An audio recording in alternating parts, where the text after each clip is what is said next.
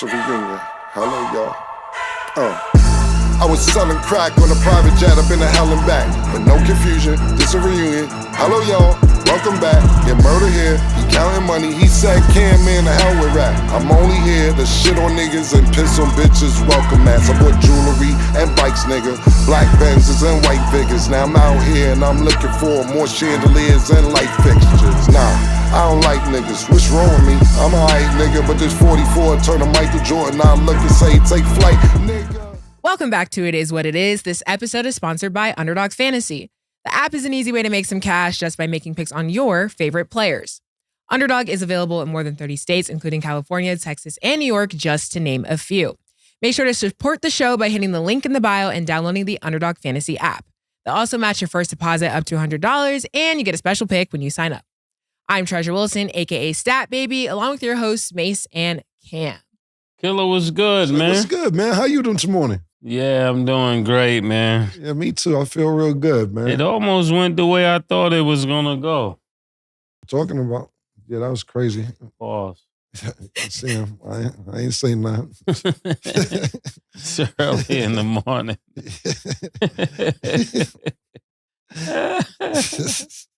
We making this it's always early in the morning for us every day.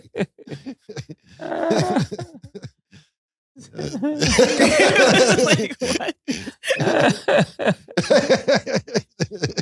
Okay. No further comment? It's on you, that. Okay. All right. Well, let's just get started. So, Pacers lost to the Celtics in overtime, 133-128 in game one. Crazy ending. But what did you guys think about the outcome of the game? Man, this was a really, really good game. When I think about it, and very seldom does everybody shows up. This was one of those games. Everybody was playing really good. You got Holiday with 28 points. That was really surprising. I was expecting him to show up, and he definitely did.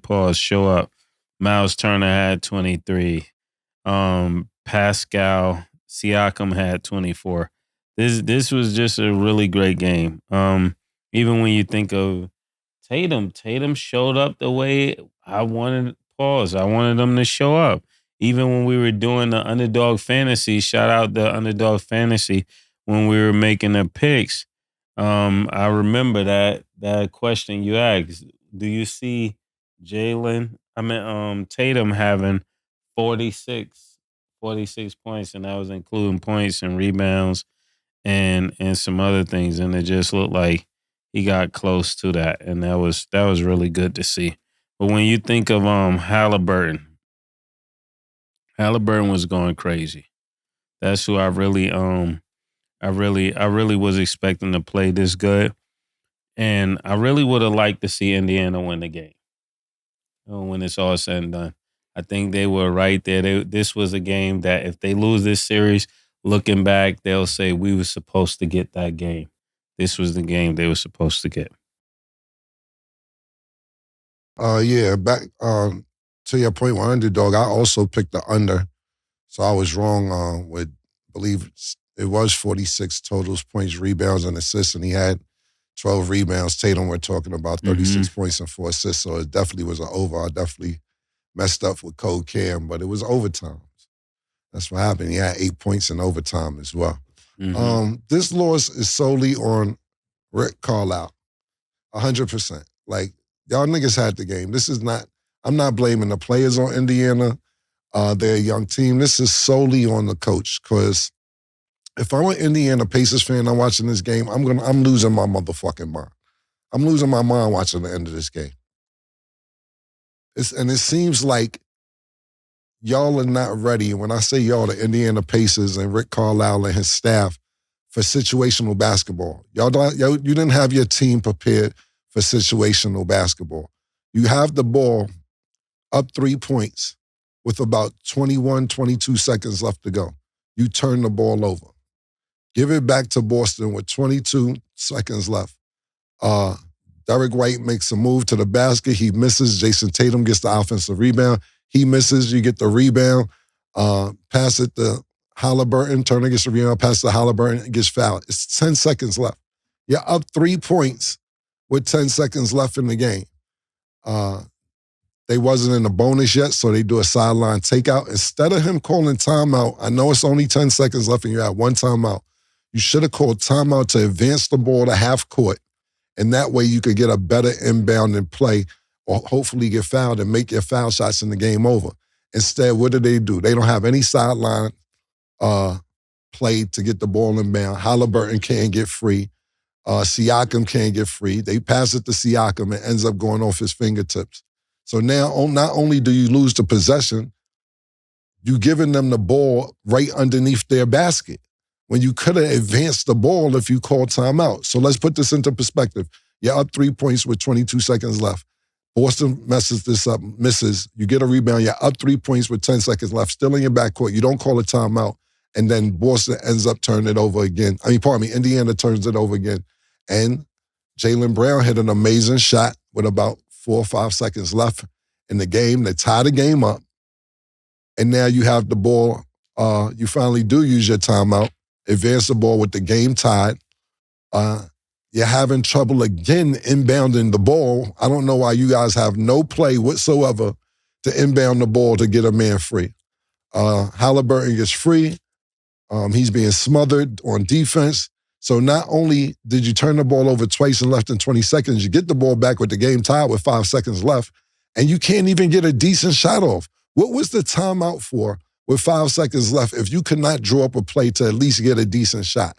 I would be losing my motherfucking mind if I'm an Indiana Pacers fan. They gave that game away. They had that game sealed, and if they come back later on down the series, I didn't pick them to win the series. I did pick Indiana to win last night, though. But this is a game that's going to haunt them later on in the series. Not only that, you got 22 turnovers that lead to 32 points.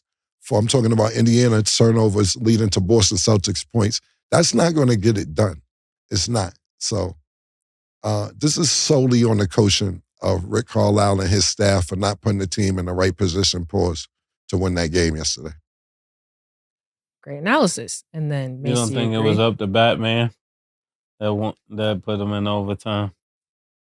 I mean, shout out to him for tying the game, but I mean, they did make little mistakes towards the end that cost them. Because even the first couple of minutes, they were up by 12 points and Indiana had 0. So it was a loss on Indiana and their coach because they definitely had it in their hands. So to see the outcome the way that it happened, it's just like, dang. But like Cam said, it'll haunt them later. We'll see what happens for them next. But I got to ask y'all, right? So right now, there's a quote going viral from Jaylen Brown in the postgame. Lisa Salters asked him what the difference was in overtime. Jaylen Brown responded, JT finally woke up. So after hearing that, would you consider him, holding Jason Tatum accountable, or does that not sound like something that you should hear from your teammate? Mase. I actually like that comment. It's really good when you hold players accountable because it, behind the scenes, people like to be the guy, but when it's required to be the guy, then he wants to use excuses. So I really appreciate him being vocal about that. I think it's important that he does so. Yeah, I think the quote was good. I don't think that he meant it any harm. It's just, man, I don't think he meant all season. I don't think that he meant throughout the playoffs. I think he meant last night in that particular game. Because like I said previously, nobody was even in Boston's rearview mirror the last 25, 26 games of the regular season. So I don't think this was an overall shot at Jason Tatum about throughout the season. I just think he meant that one particular game. And no, I don't have a problem with that quote at all. They hold Jason Tatum to a high standard on that team. And just like the coaches and GMs do, the players probably do as well. So I'm not mad at the quote at all. And then just to put it out there to see you guys as guests, do you guys have a prediction of who you guys think will win game 2? Because you guys were both right for game 1. What are we thinking for game 2? I was actually wrong. I picked Indiana to win. Oh, yeah. Yeah, first game. I said Boston's going to win the series. But I thought Indiana had momentum coming off the Knick game. Boston hadn't played in probably 7-8 days. Not saying that they're rusty or anything, but that counts when you're not playing official games. Practice and scrimmages is one thing. Another NBA game, playoff game is totally something different. So I was absolutely wrong thinking Indiana was going to win. I think Boston will win game 2, and then we'll see what happens when we go back to Indiana. But they carrying that momentum from this game into the next game. And Indiana, they'll play good because they know they had this game in their hands, and it was just mental mistakes that let them slip up. But point being is when you got a championship coach and Rick Carlisle, not only a championship coach, you can use a player as an extension pause of a championship coach with Siakam because he's a championship player. Y'all got to gather the troops up because y'all been in these situations before and make sure that the younger players don't make the mistakes that they did. Yeah, I think when they play the next game, exactly what Killer said, they play very well. I think Halliburton will actually have more. Now that I've seen this game, he's going to definitely try to take it to another level. And I expect the same kind of game. I think it is going to come down to the very end, and it will be a very close game. But I'm expecting Boston to get the next game. And then the NBA All-Defensive Team was announced, which included Bam, Anthony Davis, Rudy Gobert, Herb Jones, and Wemby. That makes Wemby the first rookie to be selected. What do you guys think of the awards that Wemby is starting to rack up? Why did you have to put Bam first? Like That's how I read it off. It's just Bam was it's definitely just there. not first. That's just how I read it off. When I wrote the question, that's how I read it off. Were you reading in alphabetical order or something? Nah, because 82nd, but AD is in the all defensive team. That's crazy. But I guess this has nothing to do with playoffs, like Cam been saying. But I definitely wouldn't have had AD in the all defensive team. I think Rudy Gobert definitely deserved to be the player of the year when it comes to defense. Wemby, definitely. Bam. Herb Jones. What team Herb Jones play for? Pelicans. No, I'm just making sure. Okay. And I guess you could put Anthony Davis there, but when it comes down to all defensive, he can't have people getting career games on him. And that's really all I wanted to say. When I thought about it, I definitely thought Jalen Suggs should have been first team. Because all this year we've been raving about his defense and what it meant to Orlando, how Orlando came into being not a premier team, but a team that had a major turnaround, and his defense was the focal point of it. So I definitely thought he should have been in that first team. It's interesting to see two players from Boston on there, especially two guards. I think that's really good. What do you think, Killer? The first team is who? Rudy Gobert, Wemby. Yeah, Bam, AD, Herb Jones. Herb Jones, what position is he pause? Forward. Yeah, Bowl, I get it. I get it. Yeah, for real. As far as Wemby making it look, they're trying to project him to be the next great hope or whatever you want to use marketing terms. I'm not mad that he made it, but some of these awards, wins got to count, bro. And I love the Spurs, Greg Popovich. That's my team. But let's be serious. Wins got to count for something. He ain't playing that much defense to where he's stopping to win. I done seen Ant-Man do 2 game-winning block shots this season. But the reason I asked what position he's in, pause, is because, like Mase said, Suggs, Ant-Man, I'm not going to say all defensive team because I didn't study a lot of players' defense going into seeing who, besides team, I was looking at more team defense, who was first, second, third, fourth, fifth, as opposed to which players were dominating on the defensive end. But what I will say is that it's all forwards and centers on first team. And that means that they're not giving it to the point guards or the shooting guards or the small forwards. And they're probably doing a tremendous job as well. Now, you have to have shot blockers or inside protection pause, but you got to think about it. And I'm not saying I don't have an exact name, but when you got to chase Kyrie Irving around all game, when you got to chase Steph Curry around all game, when you got to deal with Devin Booker coming off picks, etc., those aren't easy assignments. Playing guards that won't stop moving 24 hours, 48 minutes in the game. They continuously move, similar to when, and I don't think anybody did it as good as him outside of Steph Curry and maybe, of course, Reggie Miller, but Rip Hamilton. Constantly moving when he played for the Pistons. It's just annoying. It wears you down, and you have to be up for the challenge for the whole game because they don't stop. And I think that they need to give some more point guards and wing players credit defensively. I know Mase brought up a couple people on the Celtics. I didn't see the second team or third team, but I'm going first team, that everybody centers and forwards. And it seems like they're not giving any credit to any wingmen or point guards. Yeah, and they gave it to all people who didn't win.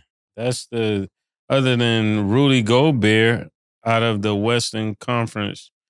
Wemby didn't win. Bam did not win. Herb Jones, Anthony Davis, these are all teams that weren't that successful. So I don't understand how their defense was so pertinent. And especially, like you said, they went past Suggs. Suggs should have definitely been on there. Then they had Derek White. Derek White is another player that plays for Boston, as well as Drew Holiday. These are guys who should have been, I wouldn't say first team, but they put the guards, it seemed like, on second team to make sure that they had them because they knew that would be a complaint. And then speaking of Rudy Gobert, I feel like this is an interesting stat, so I wanted to get you guys' opinion on it. So apparently among the 15 highest paid players in the NBA, Rudy Gobert is the only one still in competition, with number 1 being Steph Curry, number 15 being Anthony Davis. What do you guys think of hearing that stat? Say that again. So among the 15 highest paid players in the NBA, Rudy Gobert is the only one still in competition. I mean, that I don't really know what to say about that. I think if you add Ant-Man to any of those players, they'd be in the playoffs right now as well. Can you imagine Ant-Man was on Golden State? They probably wouldn't lose a game. But I don't know where you was really going with that. What I'll say is that these owners and GMs ain't gonna pay y'all niggas. They paying you all this bread, and y'all can't even get us to a conference finals or a semi-conference finals. And y'all getting all this bread. For Rudy Gobert to be in the top 15 players and he's the only player still playing and these niggas is getting all this bread, I would have a real problem with that if I'm an owner. Because that means the people that are not getting paid as much as y'all are more hungry. That's how they gonna take it. Yeah. I'm not saying that's necessarily true or not, but they be like, the broke niggas is hungry. They trying to get their max deal. So at the end of the day, this fucked up. And that's going to haunt them.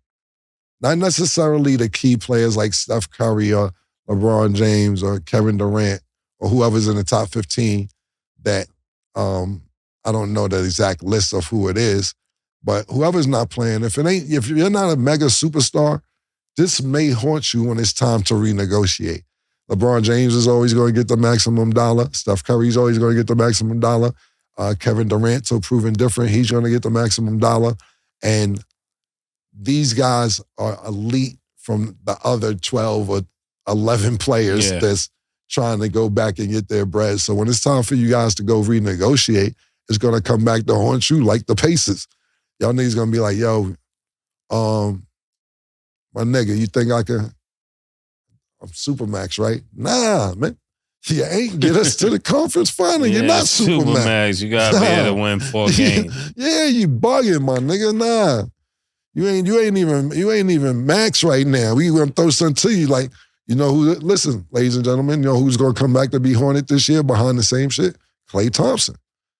I don't know where he's going, if he's gonna stay with Golden State to another team, but whatever team he goes to, his play this season is going to cost him whatever contract he has coming up. He's probably going to miss out on $10, $15 million if he goes to another team outside of Golden State. And if you go to Golden State, you're probably going to miss out on 20 to 25 million, maybe 30 million over the course of whatever the contract is because of your play. When you're coming up for contract years, this isn't the year to be fucking up. And I don't know the other 15 players that we're talking about, 14, but this will cost you, if outside of LeBron James, Steph Curry, Kevin Durant, it will cost you when it's time to do your new contract. What you think he was doing off the court that made him play so bad? Who's that? Klay Thompson. This was really bad. I don't know. We don't hear a lot about Klay. It isn't like he's caught up in scandals. It isn't like you see him at the club. It isn't like you hear, yo, that nigga was wild and he got to a fight. I really believe at one point, when you're that good of a shooter, Mase, and I've never been that good of a shooter as Klay Thompson. Probably top 5 ever in the NBA. You know, somebody will come out the woodwork and be like, "Ken, what about Dale Ellis, nigga?" You know, what about Chris Jackson? All right, cool. I'm just saying he's up there. Yeah, he's up there with the top shooters ever. And even me as a player, sometimes I've been in slumps to where it becomes mental. I can't make. I'm gonna miss this foul shot. Damn, I'm gonna miss the 15-footer. I ain't never had no problem going to the basket, pause, but it becomes mental. And I don't know if this was the situation for Klay Thompson, but when you don't see the ball go in the basket and then you sit there and look at these numbers, it isn't like you could just play free to where then you don't have to pay attention to numbers. Yo, Klay, you shot 29% last night. Yo, Klay, you was 11 for 36. Yo, Klay, this is your career season low on 3-point percentage ever. Sometimes it becomes mental and you're thinking about the ball not going in as opposed to the ball going in. Pause before you even release a shot. And because we've seen sparks, but we'll see a spark from Klay this year, and then the very next game he'll stinking up and won't have any points whatsoever. I'm very superstitious, and I know it wouldn't work when Chris Paul got there. Black cat in the room, man. You fucking Klay shot up. You blaming Chris Paul for Klay shoot. Yes, Klay is the jinx. Klay shot bad, right? Yeah. Draymond Green got suspended for all-time regular suspensions this year. And they don't make the playoffs. Wiggins don't come. Yeah, Wiggins just don't show up when he don't. And sometimes niggas just got to sage a nigga, pause. Go around a nigga with the sage a nigga. You know what I'm saying? Like, that nigga right there, it's not going to work with him in the lineup. And not only that, I really believe Chris Paul should try and get out of there because as much fun as we play around with Chris Paul, and sometimes we're not playing, we're serious. It's just the way me and Mase talk. I really don't want to see him end his career the way last season went for him. I would prefer for him, and I don't know if it will work out contractually, salary cap-wise, so on and so forth. But I would love to see Antonio. Yeah, I would love to see him in San Antonio. Wemby would listen to him. Popovich got an extension of a point guard coach on the floor, and you could teach him at the same time. We know Chris Paul's a great passer. We see what he did when he got to the Clippers and he turned it into Lob City, so on and so forth. But I really wouldn't want to see him go out the way I see him go out last season. And even though San Antonio may not be a contender next year, Chris Paul at least will look decent. You know, I know he wants a ring and everything else because he had a stellar career, but sometimes it's just not in the blueprint for everybody. And then for reference for the people watching, because I'm sure people want to know who's on the list of the 15 highest players. So 1, Steph Curry, then Kevin Durant, Jokic, LeBron James, Embiid, Bradley Beal, Kawhi Leonard, Paul George, Giannis, Damian Lillard, Jimmy Butler, Klay Thompson, Rudy Gobert, Fred VanVleet, and then Anthony Davis. Just when I read off that list, does anybody surprise you or you think the list is solid? No, those are the people I thought would make the money. It's just amazing, like Killer said, none of them are still playing. Yeah, I named the people that were safe with Kevin Durant and LeBron James and Steph Curry. And the other two people that are safe is the Joker and Giannis. All y'all, the rest of y'all are not safe, man. What about Joel Embiid? Pardon me, yes, Joel Embiid Joel as well. Embiid. Absolutely, 100%. Joel Embiid, those are the three players. Absolutely, yes, sir. This year is gonna matter to This year is definitely gonna matter the same way for Clay. I think for Bradley Beal, he cannot afford to come back and not perform this year. Well, the thing about it is this that we have to pay attention to and monitoring from the list is people's age and how many years they have left on their contract. Mm-hmm. So I don't know the exact age of Bradley Beal or how many years left he out in his contract, but let's say for instance, right, because he got a big ass deal for it. Let's say for instance, he's 33. I'm not sure exactly how old he is, and he got 4 years left. And you're like, I'm good anyway, man. You know, I'll catch me one of them $1 million checks after this deal is done because I already got the Supermax from the Wizards. That deal got transferred over to Phoenix, so they're playing for a deal that was worked out with the Wizards already. And I know he had got the Supermax when he was with the Wizards, so I don't know how old he is, and I'm pretty sure Stat is putting up. Yeah, he's 30 and he has 2 seasons left. 30? With his, yeah. Oh, Bradley Beal only 30? Yeah. Oh, he got plenty of time. Yeah, it's gonna fuck him up, murder. 2 years. Yeah. So yeah, he better get together next year. Yeah. He got 2 years to get it together, man. Okay. And then Caitlin Clark is to become the first athlete since Michael Jordan to release a signature basketball collection with Wilson. The drop will include limited edition basketballs and other items. How do you guys feel about Caitlin's release and then the clips that have been, circulating of her performance in the WNBA? Mase first. How do you feel? How do you feel with Caitlin getting a signature shoe? I think it's great. I mean, I think it's well great? deserved. Wilson is obviously one of the biggest basketball brands. It's well deserved. She's done her footing. As far as her performance in the WNBA, I think she's still doing a phenomenal job. She's scoring well, but they are definitely beating her up on that court. She has gotten injured, but got back up. She's clearly frustrated in all her post-game interviews, but I mean, they told her it wasn't going to be easy, and they're not making it easy for her. I'm starting to pick up the hate, like, honestly. I'm definitely starting to pick up the hate. It's like there's a call that went around like, yo, when she come in, pick her pocket, do this, do that. It's like, it's just weird, Because when she makes money, the league looks better. I mean, and when she does better, she's like the New York Knicks to the WNBA. When she plays well, the league does better. The league is definitely going to benefit from her doing well. And when I'm looking at this, I love the way the newer generation, they just always highlight whatever the thing is that make them look phenomenal. Why they had to put in there that since Michael Jordan? Like, what? What's the correlation between her and Michael Jordan's stat? Did you do that? No, that's the headlines because she's the only player to do that, which is a big stat to have on your belt when you just entered the league. So she's the first person to get a multi-deal with. She's the first athlete to sign a signature basketball collection with Wilson since Michael Jordan. No player has done that. Okay. I heard you. I get it.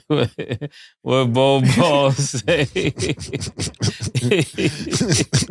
What did Bo Ball say again? I get it. Yeah. Since Michael Jordan is wild, just signature basketball collection. What is a signature basketball collection? Like balls paws with her signature on it? Yeah. And there's other niggas had basketballs, yo. I'm not buying that right now. Nobody else had a basketball. The exact quote is she's the first athlete since Michael Jordan to release a signature basketball collection with Wilson. Oh yeah, see that's the wordplay right there with Wilson. Because I'm thinking about it. There's a few people who had basketballs, but I don't know if I want to play into this. I'm not feeding into this today. I don't have time for this. You know, Caitlin Clark has been bringing a lot of money to the league. This is just another thing that we can add to the list. Who knows? Before it is all over, she may have an ice cream or something. We don't know. That's what it's looking like. They're trying to make her something really, really special. Yeah, congrats. And it's nothing new. We'll hear something more about her getting some more endorsements. She's paving the way. But I want to ask Status that will it be a demand for Shorty from the Aces next? Because it's high demand. Would that be next? For a signature clothing deal? Wilson basketball? Is the demand out there for that? What do you think? Oh, it's not fair. Asia Wilson didn't get the Wilson. Ain't her last name Wilson? Yeah, that would actually be fire. See? Look. Yeah. But, why didn't they offer it to Asia Wilson? She's the one with the last name. Yeah, I get it, and I Wilson hear y'all. Wilson. I still just think advocating for her to have a shoe was needed. Well, so I'm asking you, what about the basketball? Yeah, basketball's fine. I'm satisfied because it's up from here. I just hope that they get their $100,000 from the city and then they can just keep going. I'm not going to advocate for basketball too. I'm asking you if there's going to be a demand. Is it going to be a demand? That's it. Is it a demand? Are they going to protest this? They should just keep it consistent. And everything Caitlin get, say that Asia should have it also. What is this lady doing? Can we please get oh my goodness. Is this the same ladies from yesterday? No. She said she wants to talk. I'm scared. Oh, keep it going. Hey, keep it going. Yow. Keep it going. Oh, keep it going. Keep it going. Keep it going. Bam, bam, bam, bam, bam. Keep it going. Keep it going. You know? Go around. Ring the bell. She said that? You're lying. I wish she would be. She said, CNN, hit me up. She said, can you let her in? Y'all want to let her in? Nah, these bitches be with their boyfriends and shit. That's not her boyfriend. Yo, who does he look like from TV? Niggas, that's somebody he like because niggas start folding their arms like that. Niggas be mad. All right. Yeah. Right. Once the niggas fold their arms, they be tight. But as far as Caitlin, probably back to Caitlin, it's gonna be more stuff that she gets. She's a great white hope, man. Yeah, Taco Bell, everything. Yeah, she's gonna get the more endorsements she get, and good for her because she turned down $15 million or whatever. I know it was $5 million at first from the big three, but it ballooned up to some crazy shit, 10, 15, whatever it was. And she said, no, I'm gonna try to uplift women's basketball. As far as her play is concerned, it's a hit out on her. It's a hit, and that's just the way it is, man. Diana Taurasi said this during the NCAA Women's Final Four. She said, reality is coming, and it'll be here real soon for Caitlin Clark. And that's exactly what it looks like, especially when they played the Liberty the other day. Sabrina hit her with a made her look like she played biddies. Hit her with an easy ball fake, too. Faked her, she almost ran out of bounds, hit the three, and then Michael Jordan shrug on her after this. Because at the end of the day, as good as Caitlin Clark shoots, a lot of people forget that Sabrina lost to Steph Curry in the NBA All-Star three-point contest. They had one-on-one by 2 points. So in her brain, she like, y'all think she could shoot like I could shoot? I'm 2 points behind Steph Curry. He's like, let's not get shit fucked up. And they embarrassed that other day, the Liberty did. The picks they were setting on her, she melted like ice cream. One pick she came through and she just hit a brick wall. Against last night before last against the Suns, the Connecticut Suns. They was killing her. And she had 17 points. So what happens is if you don't see these games and you go to the box score at the end of the game and you'll be like, oh, well, she did have 20. Oh, she did have 17. Well, no, it's the roughest 17 of her life, B. She's working like dog shit for these 17. And not only that, her shooting percentage is terrible. Terrible. But if you're going to promote it like, well, she still ended up with 17 or she still ended up with 20. She actually had 9 points a couple games ago, and they still haven't won a game. They're 0-4. Now, I don't think that Caitlin Clark is necessarily the problem on the Indiana Fever. I believe watching these first 4 games, because I seen 3 of them and half of the fourth one that I didn't see. So I watched 3.5 games, and I really believe that Leah Boston, that's her first name, Boston, is overhyped. And I don't mean any disrespect to her because she's a number 1 pick. She went to South Carolina, shout out to Dawn Staley and the crew, but she's not looking like a WNBA player. She's just big. She's not athletic. She's not snatching rebounds away from anybody. And what you got to realize is too, and I'm not saying it like also with Wemby, and I'm saying Wemby's 100 times better than her. Not, I know it's male and female, but she's not the Wemby of our sport, what I'm saying is. But when you have the number Who's one... Who's not the Wemby? Aaliyah Boston. Oh. Because I was saying last year was her first year in the WNBA. No, you're right. I thought you were saying Kaylin because that's what I was going to say afterwards. No, what I was saying that Aaliyah's not. Because what you have to realize, the reason I brought that up is because San Antonio's so bad that they potentially may have the first pick again this year, which I think they already did. They're not going to get the first pick, if I'm not mistaken. I think they did the lottery already. But supposed to be the Hawks. Yes, the Hawks, exactly. But the reason I'm bringing that up is because the Fever got the number 1 pick last year, which was Aaliyah Boston, and you couldn't galvanize them to get anywhere but another number 1 pick this year with Caitlin Clark. So I don't know if her game is necessarily translating to the WNBA. I think Caitlin Clark will be all right.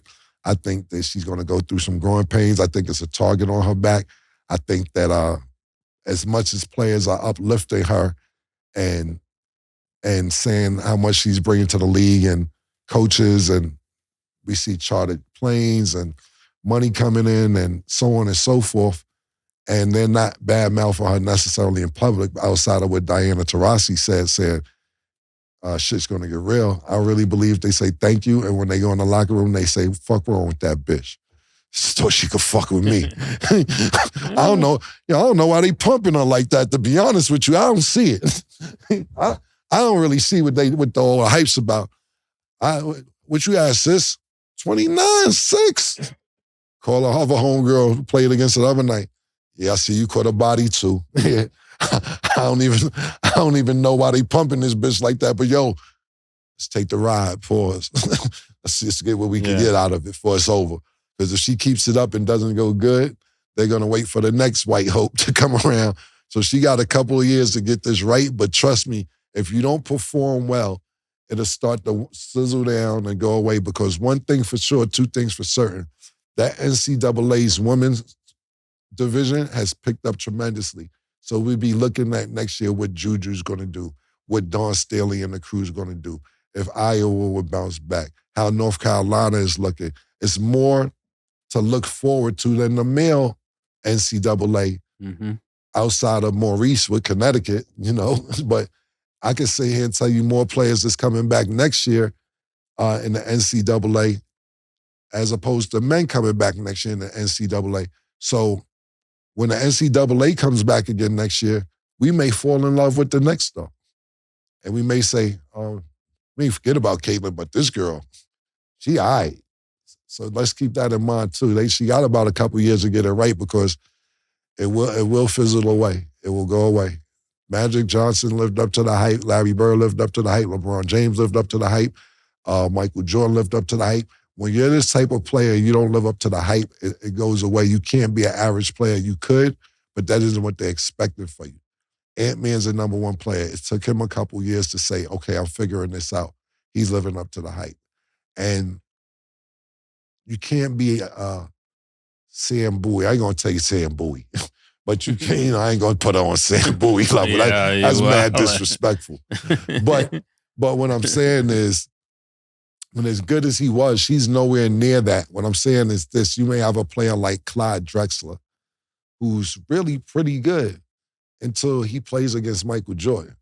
Then he looks average. Yeah. You get what I'm saying? And you don't want to fall into that. Yeah, she I was thinking about everything you were saying, and everything you're saying is quite correct. The league is gonna have to do something to protect her because when you got this many players that are looking like they not just playing a hard pause, but it look like they sometimes trying to hurt us. So that you have to factor that into how she's playing because she's playing against niggas who's hating on her. You know, you remember how they had to make rules for Jordan after a while. You can't hit him while he's in the air because that it seemed like that's how they're playing Caitlyn. And there's too much money has been invested for them to not protect her. They're gonna have to make rules to protect her a little bit to see what she can do under those rules. I know people don't like it, but if y'all want the money in the WNBA, here go your opportunity. If you don't care about the money, then keep playing the game and let your ego get involved. But the girl did sacrifice a lot of money to play in the WNBA. I think that counts for something. Okay. In the comments, let us know you guys' thoughts. We're going to go to break. And when we return, we will discuss a speech by a Chiefs kicker that went viral. Don't go anywhere.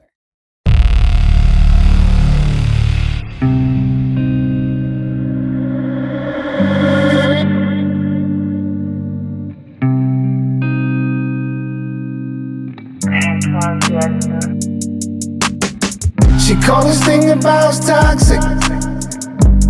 4 years and counting. Got you feeling like an option. Maybe I'm my own problem, babe. She tired of hearing I don't know.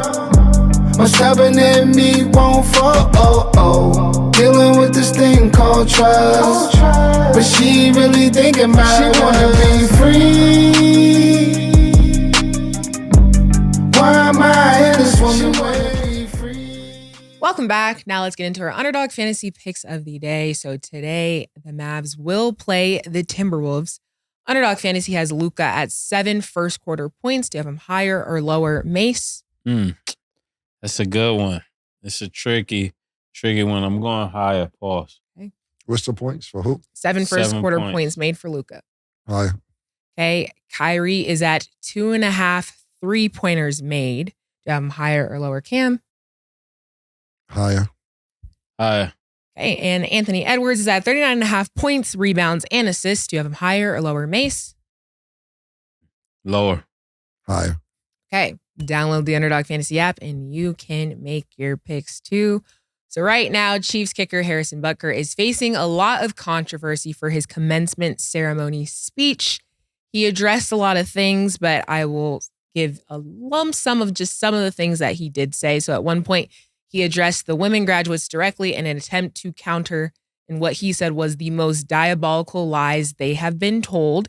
He said women should be happy to be a homemaker. And he used his wife as an example and said that his wife's life started when she began living as a wife and a mother. He also at one point... life started. Yes. He verbatim said that his wife's life started when she had her vacation as a wife and a mother. And then at one point, he referred to Pride Month. Hold on, that don't sound like something you would say, though. Nah.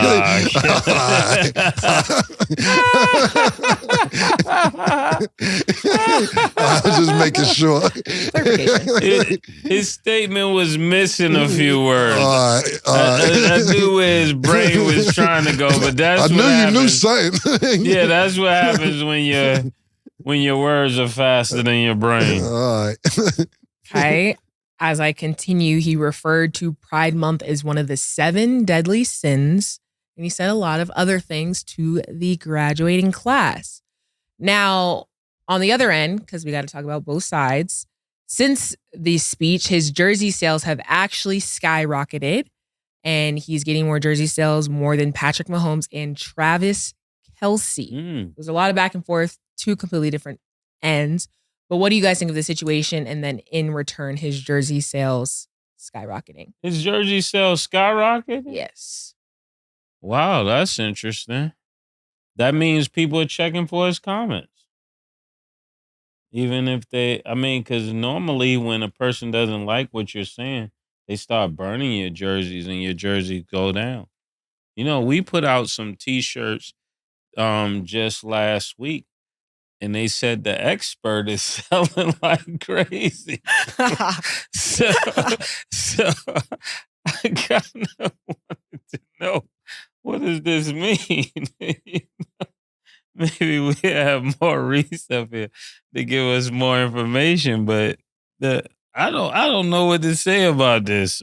Why is his jersey going up if people are mad with what he said? So there's two sides to every story. I don't know. I'm asking a question. There are some people, I think Cam has a point if he wants What's to. going on is this. It's basically, it's not even brain surgery. Like, people like what he said, and some people don't. I'm not saying I agree with what he said.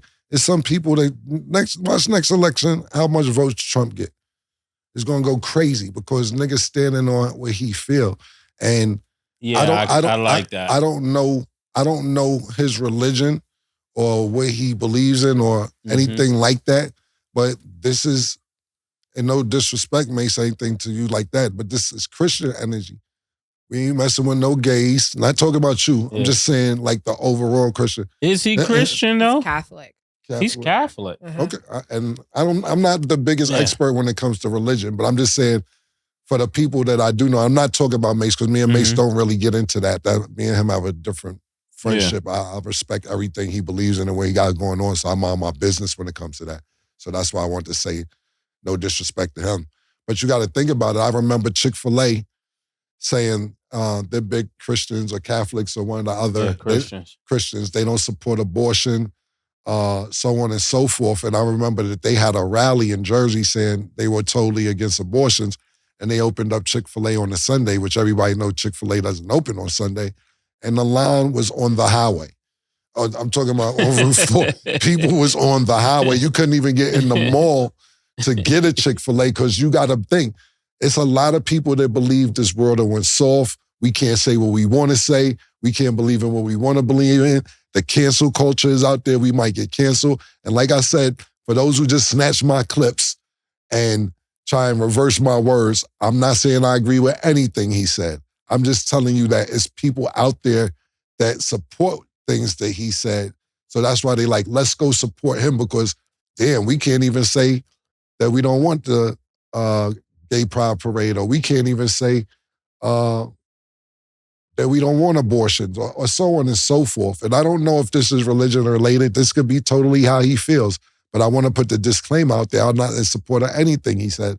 But it's people out there who get frustrated because they feel like they can't give their real opinion. And to me, my personal opinion on this situation is those are the people that support them feeling like they don't have a voice anymore. And he's the voice for the voiceless for that particular situation he's talking about. I get what you're saying. So he's the conservative voice. A lot of conservative has lost their voice. Right. And those are those views that just see things the way they see it.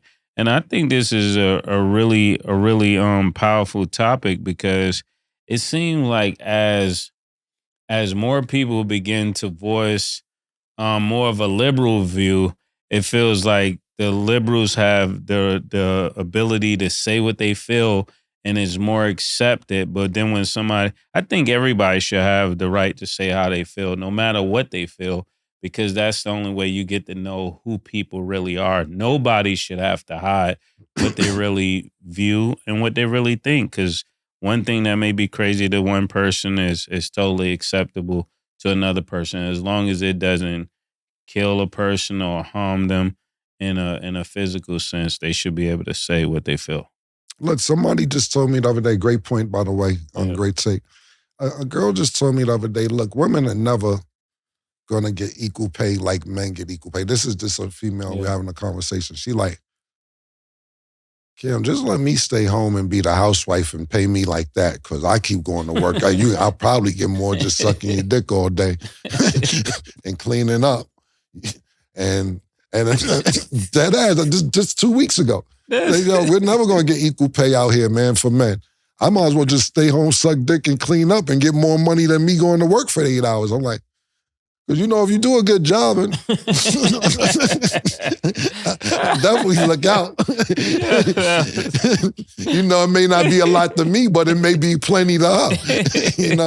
So when she said that, I started laughing, and she like, nah, dead ass. I said, well, there's women out there making money like men. She said, yeah, but the overall scope of things are not nowhere close. Yeah, you got women out there making millions of dollars and a few billionaires, but when you're comparing it to the men, we're not even on the same spectrum. And I'm like, yeah, that shit is fucked up. That shit is whack.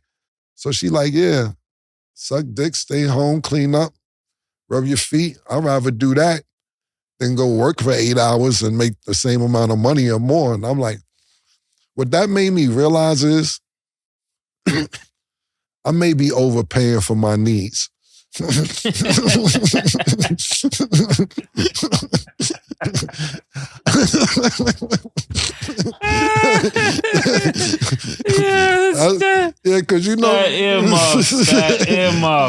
may be overpaying because I be hearing about the $40 shit, but I thought it was inflation.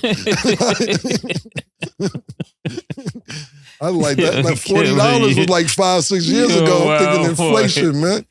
I'm just saying, man. I'm just giving you a female's point of view. I'm gonna have to say what the chief said about him.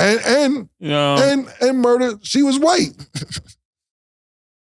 That's different. Yeah, I'm not even telling you what the black woman said. She was like, yo, man, fuck all this. We ain't never getting equal pay. I thought she sounded like a runaway slave. Feel me? Bring us back to the topic, Stat. I just, wanted to know you guys' opinions on the situation, but if that's case closed, then... No, I think I really believe this guy, he should be able to voice his opinion. I think with where the world is going, it's important that all views be heard, and then people go from there. I will just add, I think everybody should be able to voice their opinions, but that does not mean that everybody's going to agree with you. I just want to make it clear too, because obviously my brand is making sure that I'm uplifting people, that whole type of thing. And that's what I strongly believe. And that's my core. I just think that there's a time and a place. He said it around people that, have his viewpoints, and that's completely fine. But at the same time, at a graduating ceremony, to address women directly and say that basically you have and that's why he gave his wife as an example, that women should want their purpose into being a homemaker solely, is actually insane. But if that's what you believe, that's what he said. I don't agree. I think everybody should find their purpose and do as they believe. And I hope people continue to do that. What if that's her purpose, though? No, that's there not. You go, Killer. Killer took the words out of my... Yeah, I don't. Let's go. What if that's on purpose? I don't think to make her home. I don't think that's, to me, if we're gonna use certain terms, it's real misogynistic to say that women's purpose is to go and be a homemaker and solely raise children and be a wife. Just told me this, though. No, if that's what it's different when the girl says that that's what I want to do. But you representing your wife and saying that that's when her life began is crazy. Yeah, that's when her life began. That's crazy. Is kind of crazy. If I myself say that that's what I want to do and that's my goals and aspirations, that's very different from you telling me Stat, when you leave this room, the only thing you are meant to do, your life began once you had a child. That's it's context to I'm not defending him, but because I didn't hear it. Yeah. But when he's saying life, he's talking about what it sounds like. I can't even say this is what he's saying. Yeah. But and what he may be trying to say is that the how can I explain this? A woman's purpose is part of what he's saying. Her she can go out and make a lot of money, but when it comes down to what her purpose is, what was she made for? Not what I think she should be, not what you think she should be. What is the actual purpose of a woman? And to know that, you got to know what is a woman. So then you can stop having all of these arguments about what she should be, because anything used outside of its purpose is going to be abuse, even if it's the person abusing themselves. And I hear you, but based off of what I heard, I'm not even going to try to interpret what I think he said, because he could solely be saying something completely different, and I don't know. But you know what was so interesting about it? The people that heard it understood it. The people that are arguing it are probably the people that didn't understand what he was saying. And maybe you're one of those people. We can agree to disagree. No, I don't agree. I don't agree. I'm just saying the people that heard it at Benedict College. I know exactly people, what he meant, man. Yeah. To be totally honest with you, and I get both of you guys' point of views. But P, you know what he did. You know exactly what he did and what he meant. He went Nino Brown. He said, I took you from a life of boredom. He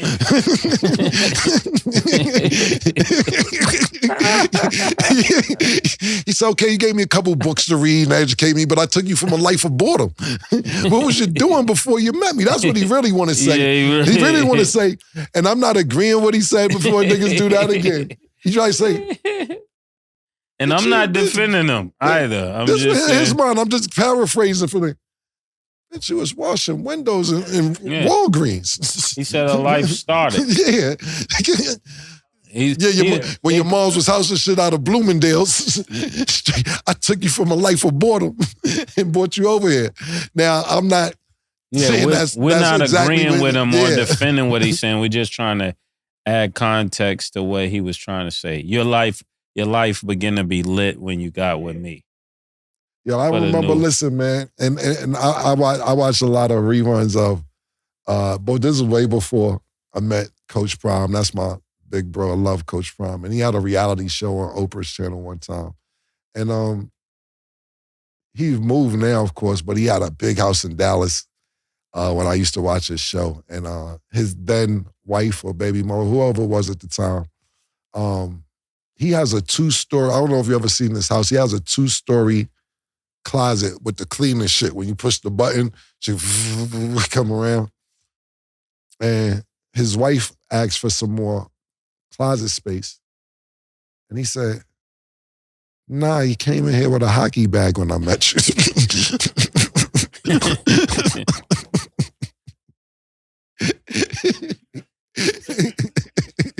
He said, I need all this space. And I'm not saying he was right at the time. And no disrespect, Coach Prime, this was probably 2007, 2008 when that show was on. But sometimes fellas, and I'm not agreeing with it because I got to keep saying that because people taking my clips and twisting them into what they want to turn them into. But at the end of the day, some men think like that. And some men are wrong and some men are right, because sometimes women, and even if the shoe's on the other foot, you can use it reverse if the shoe's the other way around. The woman is the breadwinner in the house, so to speak. And then nigga home playing PlayStation all day. You come in like, nigga, headphones, Call of Duty, yo, where you at? Where you at? She's like, is you gonna clean up? Like, are you gonna wash the dishes? Are you gonna help out? You was living with your mother before you got here. Now you over here wilding out. You Mr. Mom-ass nigga, you a homemaker. Your life ain't start till you came over here fucking with me. So I don't think that what you said was right. And they wouldn't see nothing wrong with that. That's the point. I don't think that he's right. I think that it's more about who's the breadwinner in the house. And, right, you feel me? And talking how they want to talk because they're the breadwinner, and knowing that their spouse or significant other's situation is. And I don't think it's male or female. I just think it's situational, me personally. Yeah, and even adding to what Killer said, I think this generation struggles with manly men.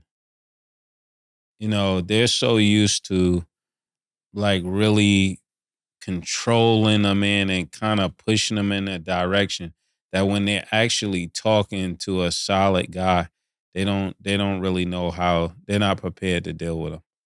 Because even when they talk about certain people that have crazy views, what they all have in common is that they're unapologetic men. Like Killer is unapologetic. I'm unapologetic. You're unapologetic.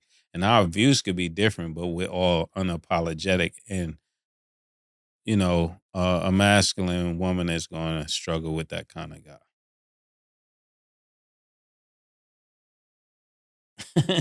I still have different, but I get where you guys are both coming from. Nah, it's like the whole thing about it is you can agree to disagree. Yeah. Like, it don't have to be what we say. Like, you could have not you. I'm just saying people in general. I know. And no, that's what I'm saying. They're not allowing that portion to sit at the table. It's almost like because they have a view, they want to push his view out. No, his view should sit at the same table that every other culture, people, and every other liberal view should be able to sit at the table, conservative and liberal, and let people choose what they want to do. But don't knock people's view off the table because they don't agree with yours. Because people don't agree with my views, but I don't tell them to knock it off the table. We should all, when something is really the truth, everything could be on the table, and the truth is going to outweigh the fact. I just don't understand why people are mad at people's opinion. Like, that's what an opinion is. My opinion don't have to be your opinion. It's called an opinion. Yeah. And that don't mean we got to be beefing or have a problem because we don't think the same thing. I'm not talking about nobody up here. I'm just saying in general in the world. Half the time, I really feel when it comes to social media and stuff like that, I really believe that 50 to 60% of the people who comment really don't have an opinion. Yeah. I really believe they see what they reading and be like, oh, this the wave? I'm going to go with this. Because the majority of people are saying this. I really believe 40% are really the ones who's opinionated. 40, 30%, and the other 60, 70% are just following, like, let me pile on and act like I'm down with this movement. I really don't even believe people have real opinions these days. You have a few, but at the end of the day, they're just following what's going on. Yeah, they're like, this group is strong, I'm going with this group. But if that group is not strong, they said, man, I don't agree with none of that. Right. And even just to add on to that, that's why social media is just so crazy the way that it works. Because even if that's not what you agree with, if that's the majority of your feed and that's what you're consuming and that's what you're seeing, you're obviously more likely to, sway or believe that certain thing. But I definitely agree. Like, I'm cool with disagreeing. I don't understand why people feel like if it is a disagreement, then it's like, I can't, like, I have friends, and I'm sure we all have friends that we completely disagree with and do not believe anything, like a lot of the things that they're saying, but it's like a nigga who come on the show, I don't agree with nothing he says. Nigga, I don't agree with nothing that nigga says. We argue every day. Still my man. I don't agree with nothing that nigga says, bro. At all. Yeah. Take a guess who that is. All right, so last topic before we close. So Marvin Harrison Jr. is being sued by Fanatics for breaching his contract. The lawsuit filed in New York Supreme Court on Saturday claims Harrison did not fulfill his obligations and has estimated the damages in millions of dollars.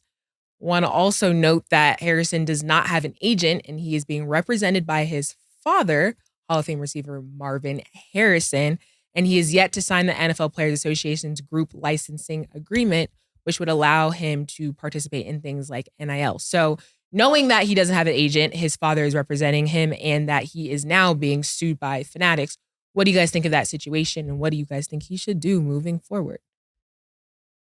Well, the first thing he got to do is switch from his dad to his mother, The mother knows best. It's going to be hard to argue against a mom about her baby, The mom is definitely a better look, especially when you're in drama. A woman's words go over a little bit better, probably. When I'm looking at this lawsuit, I mean, it's too early for him to be sued. He just got in the league. This is a horrible way to start an NFL career, but it is an awakening to him and his dad, because when it comes down to it, you don't want to get into these kind of lawsuits, especially when it's dealing with the NFL, because what was the guy named, the running back from that I think he had Master P representing him, and went to the Saints, right? And it just started with that controversy, and his career just never panned out to be the the right way. I mean, even though he had Master P, and I thought that should have been a phenomenal thing. No slight to Master P. Love Master P. Pause. But when these type of things happen, it kind of put a damp on who this player is supposed to be. And once people see you as troublesome, they start dealing with you like you're a problem instead of the talent that you really are. So I hope this goes away and get your mom involved. Get your mom involved ASAP. Listen to what was his Lamar Jackson and his mom's. Get some advice. Same one you said needed an agent. Lamar Jackson. Things change. Two things could be right. Things can be right. Yeah. And up here we're allowing people to have their opinions. I don't really know too much about the lawsuit besides what Stat asked. I didn't do no homework on it because I was like, whatever, it'll probably fix itself in the long run. But just from hearing what you guys are talking about and what Stat read, there's two things that come to mind. First thing is, just because your father is a Hall of Fame wide receiver, that doesn't mean he necessarily knows business. I'm not saying he doesn't know business. He may, pardon me, he may not. Fanatics is not just a fly-by-night company. You know, they're really decent companies, so I don't know what his obligation was with Fanatics, but they should have been met and somebody should have told them that. Not only is your father a Hall of Fame wide receiver, former football player, I don't know relationships he kept or didn't kept, but he's very, very much respected in the NFL because of the play, because of the way he carried himself, very blue collar, showed up to work, didn't talk a lot. And he was Peyton Manning's #1 target for years. One person that seems to have their business in order is the Manning family. Whether it's Peyton Manning, whether it's Eli Manning, whether it's their little nephew that's the #1 NIL money getter, and he didn't even start last year for the team that he went to, and he's #1 with NIL. Reach out to them if you still have that relationship, because shit, Peyton Manning, a lot of them yards that he's accounted for, you caught them passes. So I don't think that, and like I said, I don't know, but you shouldn't be above calling out friends, reaching out, asking for help, maybe hiring an agent if you need an agent, because just because you was good at football, that doesn't mean you're good at business. And I'm not accusing you of not being good at business. You may have 4 or 5 Fortune 500 companies I have no idea about, but to let your son get in this position, behind the 8 ball before he played an NFL game, I don't think that's good. Yeah, he wants to renegotiate the Fanatics contract that he allegedly signed last year. Well, we'll see what happens. But that's all the time we have for today. Thanks for watching. And as always, it is what it is.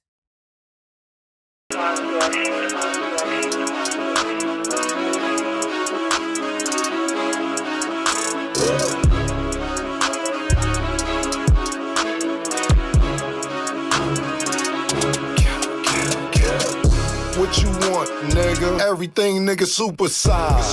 2 Big Macs, like when they doing them 2 for $5.